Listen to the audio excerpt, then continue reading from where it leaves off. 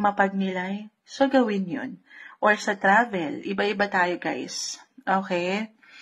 Para kahit paano, makahinga kayo sa ilang sitwasyon, makapagpahinga naman. Ayan, mula dito sa ilang dalahin or isipin ninyo, deserve nyo yan. Other messages, meron bang maring connected pa rin tong travel na ito sa work, if ever, kung saan ay hindi lang kayo nagtatrabaho, pero for pleasure din. Nag-e-enjoy, may enjoy nyo itong biyahe na ito.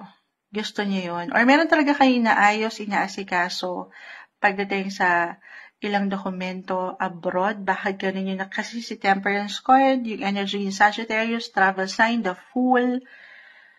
Merong mag-guide sa inyo, the Hermit, someone older, an expert. May ganun ba? In a way, maaaring natagalan to for some of you kung meron kayong hinihintay na ilang documents. Pagdating sa negosyo, travel, work, parating na ito. Claim na natin. Kahit sa simpleng pagpaplano or ideya, may ilang ganap dyan na pwedeng umangat.